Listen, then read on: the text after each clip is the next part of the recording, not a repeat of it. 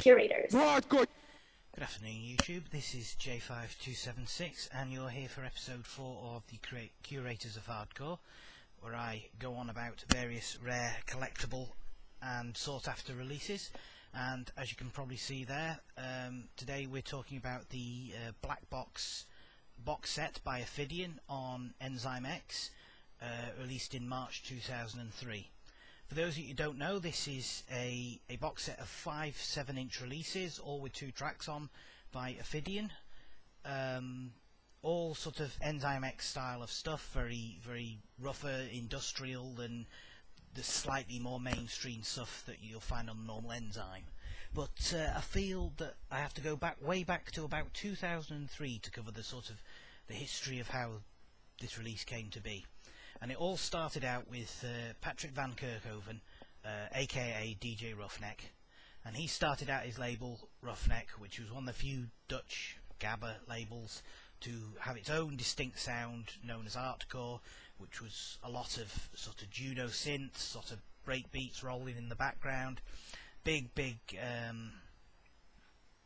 kick drums, sort of a little bit of influence from UK sort of jungle drum and bass stuff, and again the later releases on Ruffneck did have jungle tracks on the B1 or maybe the A2, that sort of thing. And there's a lot of sort of reggae samples. There's the Wedlock track Ganja Man, which is obviously a sample that's used on I think it's a Chrome and Time track, but that sort of thing. It's a lot of influences from sort of jungle and drum and bass. So anyway, Ruffneck, hugely successful label, was running till about 1997 when DJ Ruffneck had a bit of falling out with his financial backers XSV Music, and actually lost the rights to the Ruffneck logo, but kept the rights to the music. So as he couldn't use that label anymore, he moved to Cardiac Music as backers and started up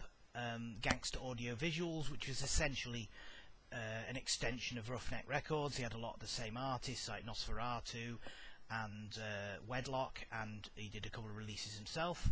But that was the first release by Conrad Hoyer, who later became Ophidian under the name Triptychon, where he did the artcore style of stuff. And then in 2001,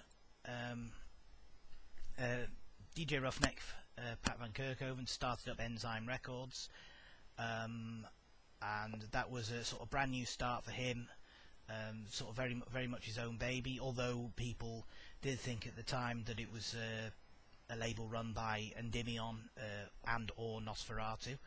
So and then Enzyme number 3 was Ophidian's first release, Rhythmic Philosophy, and you know, that got the early releases got the Notice, the Weapon X, the Endymion, the Mega Shearer stuff, but it was really the BlackBox box set on the sub-label Enzyme X. Now, Enzyme X's thing as a sub-label was that the they were anonymously released. Every release is down as Enzyme X, and the BlackBox, which is releases 7, 8, 9, 10 and 11 all combined, was the first one to have an artist name on it. I mean, it wasn't a secret who the artists were. If you look on Discogs, the various producers of there, because the producers have put these releases in their own discography, it's just not widely advertised. So for this one to sort of have a name on was, I suppose, something of a privilege. And as I say, Enzyme X is far more sort of heads down. A lot of stuff's a lot less melodic. It is more industrial than the Enzyme X. I mean, if you've listened to stuff by Endymion and Nosferatu, there's a lot of big breakdowns. There's sort of lots of hip hop samples, stuff like that. This is far more sort of heads down, sort of influence flows from sort of hard techno, Shrans. I've never that kind of stuff. And this particular release sort of it has a lot. I think there's only one track with a sort of melodic breakdown. I think that's Answers. That's got a sample from one of the X-Men films. The rest is very sort of hard something, very subtle, more subtle sounds. The speed range sort of more like hard techno. I think there's one very fast, almost speedcore track, certainly sort of more hardcore techno stuff. And what makes this release interesting is if you've ever collected Ruffneck Gangsta Audiovisuals, is that Pat Van Kerkhoven, he loves his aesthetic values. A lot of the Ruffneck releases were on white vinyl. They had grooves cut in, so during a breakdown of, I think it's I'm the Fuck You Man by Wedlock, the needle sort of shoots across the vinyl during the breaks. There's messages in the run-out grooves. There's these full colour covers by Patrick Morland. Let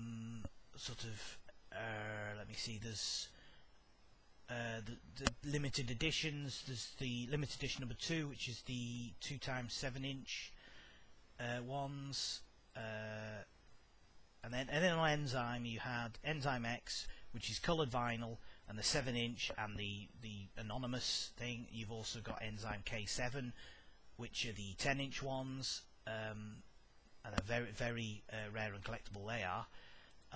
And you've also got Enzyme's VIP, which are limited edition remixes of tracks from the various Enzyme releases. Now, Enzyme itself, a lot of stuff on Enzyme has been repressed, so the value's obviously fallen. But as far as I know, nothing on Enzyme X has ever been repressed. I'm just double checking a couple of them now. I think there was only ever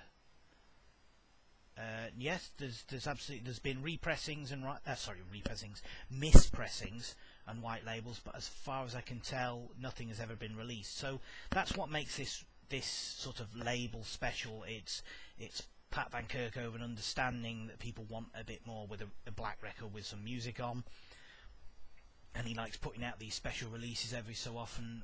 Way back in the days of Ruffneck, he'd put a CD compilation mix out every 9 or 10 releases. Ruffneck Collection 1 was release 4, so he put out 3 releases, and there was already a compilation, but that was for the forthcoming releases as well as the previous ones. So he knew his market. He knew that people sort of like to collect his stuff, and things like that. So yeah, as I say, in terms of sort of the value of this release, there was a limited edition of 800, which is not super limited in hardcore terms. I suppose if you compare it to Mega Rave or Masters of Hardcore or something like that, it is quite limited. But at the time of the video, there's 10 copies for sale on Discogs, none in the UK, and they're all from European sellers, the Netherlands, Spain, Belgium.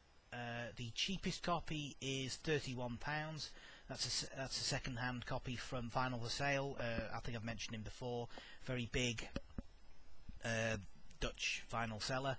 €40, so about £31. The lowest mint copy is Blazing Hot, again another big vinyl seller in Holland. He wants €38.87 for that, €50 basically. And then it goes up from there. And the going rate, the average price for a copy on Discogs based on the past sales, I'll just have a look now. It's got the average as £42. I'm looking there. A mint one went for about 40 quid. 45 there. Nimint, the highest is 64. So you're looking a minimum of 35. Somebody sold a copy for 17 that didn't have the box of the box set, so obviously you want the whole set. They don't often get separated, I don't think. I think people have kept these together for as much as collection purposes as much as playing them out. So bearing in mind, I think these sold for 15 to 20 quid new. Somebody have to confirm that for me. I can't remember. My copy was bought new. It wasn't a bargain off eBay or anything like that. But again, this proves the fact regarding the sort of the collectability, the aesthetic value. It's like, ooh, box set, must have. So I sort of I think I got that from Underground Music. Let me just double check on the back. Oh no, it was actually from Future Rave. So there you go. So my copy, I think there's a bit of a dent to the cover there, probably near mint VG plus borders, but there is one little thing that might add to the value. Just bear with me a second, and that is, if I just check there, that my copy's autographed. Oh yes, I am a squealing fanboy. So yeah, I went to see Ophidian play up in Scotland a few years back, and I'd had a whole bunch of his releases. I had the aforementioned Enzyme 3, I had one of his Triptychon releases, Enzyme X 2, which was by him as well, and just sort of collared him for a bit and do his thing. He's a nice fella. He did a DJ set, which was all sort of Ruffneck, Gangsta, his own material on Enzyme and things like that, and finished off with Yeehaw by Disreaction, jumped off the desk and was sort of partying down with everyone else. A really nice fella. He's a proper musician, if you like. If you've ever heard his stuff like Butterfly, Angel, his remix of Forgotten Moments, which came out fairly recently on Industrial Strength. He's a proper musician, classically trained, I think. Sort of, he's not just sort of putting loops and samples into Fruity Loops or Cubase or whatever. He knows his stuff. So that's my sort of my copy there. This is what the individual discs look like. You can see you've got the black cover with the Enzyme X logo. That's number 11 there. So if you haven't got those, you haven't got the complete set. So don't be fooled if you get one in sort of plain sleeves or something like that. So there we are. As I said, this isn't the rarest thing on Enzyme X by any means. I think some of the early ones, I'm looking now, Enzyme X 1, let me see, now bear in mind these were going for sort of £7 or £8 each new. You're looking for most of the early ones, you're looking 20-25 quid a pop. I'm just looking for the first really rare one. I think, yes, is Enzyme X4. A minimum that's going to set you back 25-30 as well. I think a lot of people are putting these up for sale. Maybe I think the prices have got a bit lower than when I've checked in the past. Obviously it'll depend on what condition the copies are. Yeah, I think I'm seeing ones with minimum prices down at £2 or £3. Yeah. Now I look again. I think the general price of Enzyme X stuff has dropped a bit in recent years, or recent months even. I'm sure I was seeing ones for 40 quid last time I checked on Discogs. But the bottom line is, if you're in the UK like myself, these don't turn up on the UK market on UK eBay very often. So you're going to have to pay whatever happens, even if you're paying market sort of equivalent new prices. You're going to have to be buying them from abroad. So you might want to buy them from somebody like Vinyl for Sale or Blazing Hot and get the lot in one go. I've got about half of them. The early ones I need to get are 1 and 5, which, as I say, if I don't think they're going to turn up on eBay very often, so I might have to be forking out on Discogs. But yeah, I think the box set I've seen has turned up occasionally on eBay, but again, Ophidian's quite a big name in the UK, and Enzyme's a well-known label because various artists have played over here. So you might, even on eBay, you might be wanting to pay £25-30 for them, or even the opening asking price might be £25-30. But it's definitely a keeper, because nothing on Enzyme X, as I say, has been repressed, whereas I think people got a bit cheesed off that pretty much everything on the early 10-15 releases on Enzyme have been repressed, that's great if you miss those releases first time round, because Enzyme was very much a label that sort of built its reputation from scratch. So I think a few of the early releases did pass under the radar a bit. I don't think it was really until the catalyzed reaction ones by Endymion where it really got people's attention, and then Ophidian had a spate of releases, and DJ Ruffneck started doing stuff as well. So there was a certain momentum build. So that's maybe why they repressed all the early ones. So the people who wanted to buy them were happy, but the people who wanted to sell them were sort of banging their heads against the wall, because it halved the price down to a quarter. So, but everything on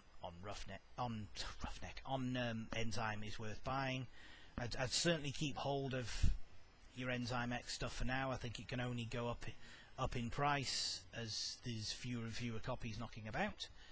So I'm holding on to my signed copy. I don't know how much signed copies add to the price in terms of sort of hardcore stuff. I mean, it's not a Beatles record, so it's, you know, it might help. There might be fanboys out there who one day might want to follow themselves, but it is a personalised one, so it is for me. So I might one day buy another copy with an eye to selling on and keep this one. I don't know, but I hope that's all have been some help. If you've got any questions, if you've got any suggestions based on my collection that you can see on Discogs for stuff that I can review, give me a shout, give me a comment, send me a message, contact me through Discogs, whatever. If you want to like and subscribe and sort of pass these videos around on Facebook or Twitter or wherever, I'd be most grateful if you give me a shout and let me know.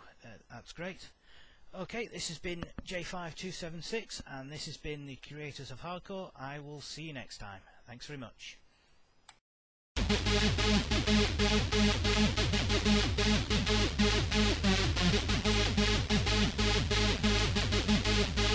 Curators. Hardcore.